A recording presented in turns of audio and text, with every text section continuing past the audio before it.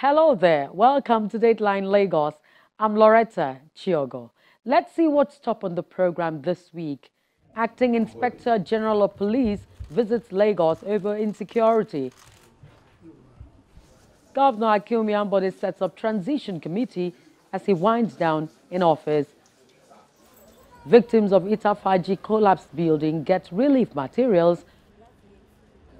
Governor Akinwumi Ambode performs the pre-launch of $50 million manufacturing factory in Lekki.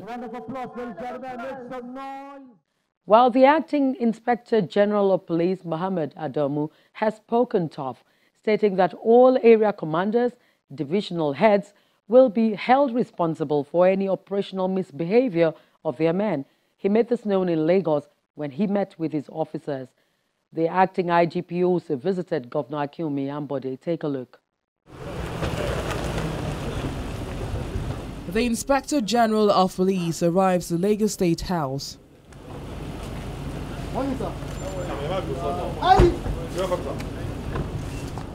He is here to show his appreciation to Governor Akinwumi Ambode for the support given to the police.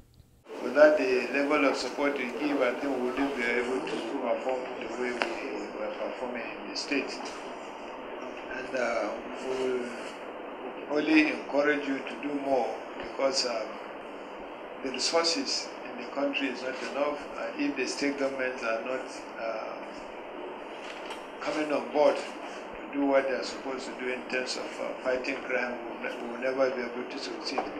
Being the chief security officer of the state, we operate under your direction and we implement some of your policies as regards to fight against crime.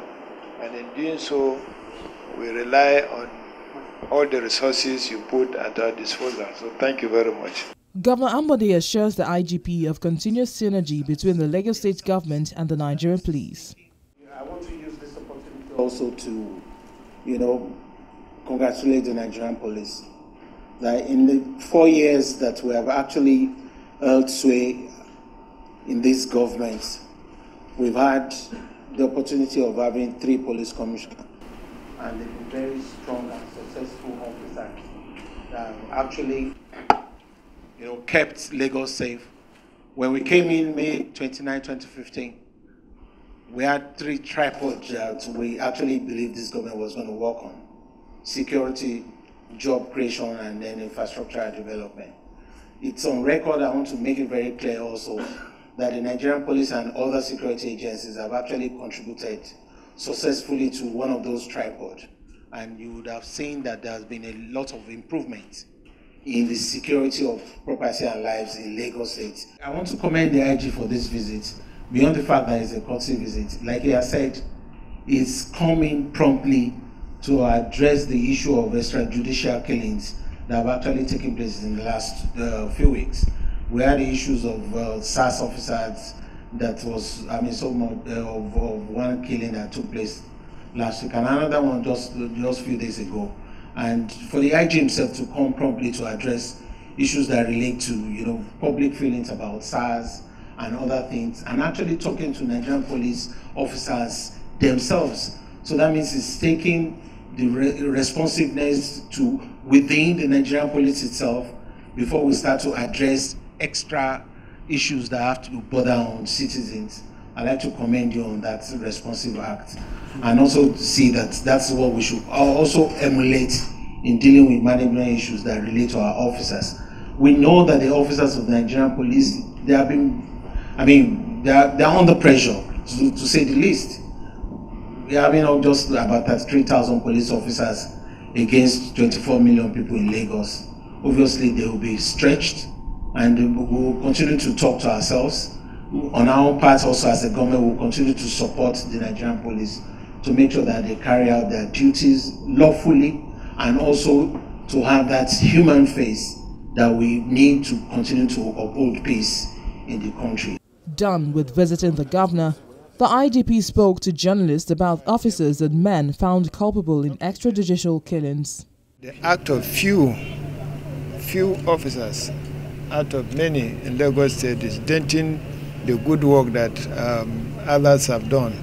Recently, we've had some overzealous officers who went out of their way at the course of performing their duties. They shot a lady and she died, and we felt that that is not acceptable, that is unbecoming, and I had to calm down and talk to the officers and men to remind them of their duties and to tell them that anybody that goes his way to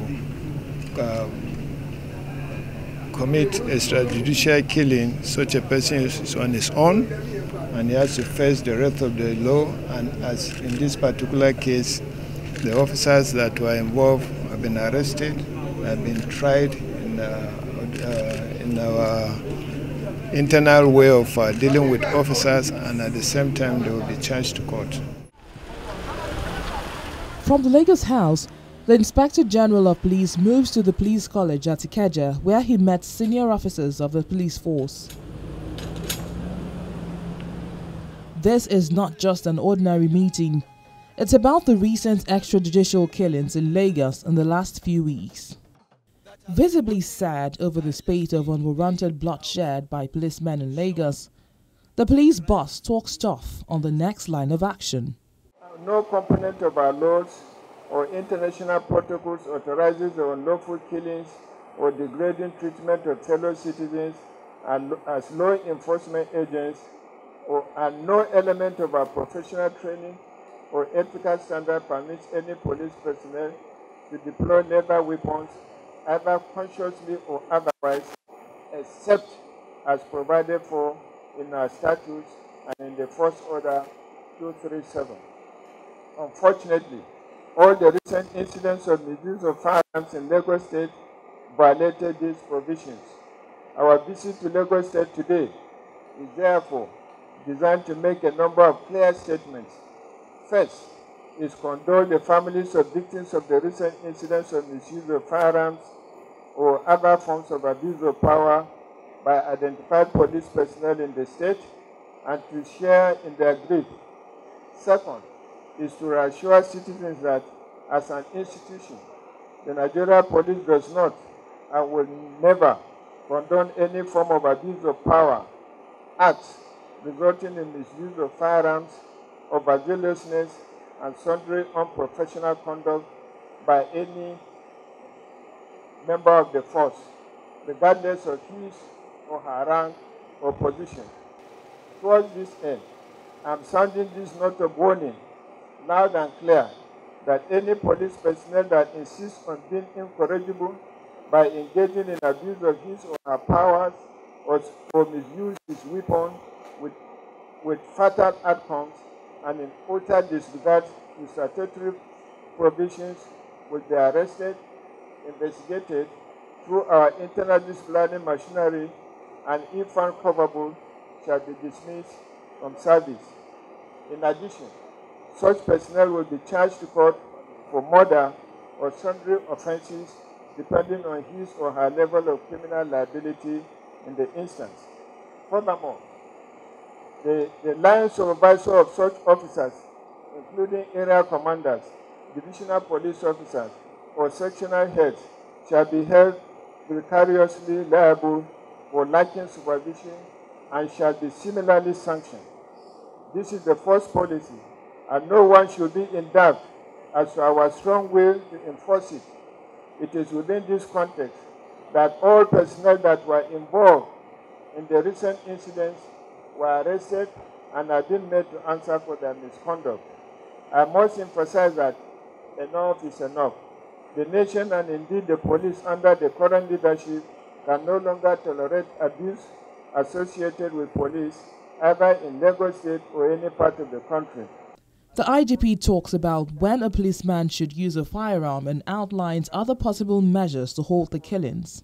Rather than the use of firearms, we shall henceforth use technologies and weapon systems such as electromuscular disruption technology, which is commonly known as teaser or stun guns by the police for routine patrol, arrest duties, and other low-risk operations as a strategy towards reducing incidents of fatality associated with misappropriation or misapplication of lethal weapons by the police as a first line of response to any threat. In perfecting these initiatives, we shall be engaging with human rights bodies, international agencies, development partners, and civil society organizations.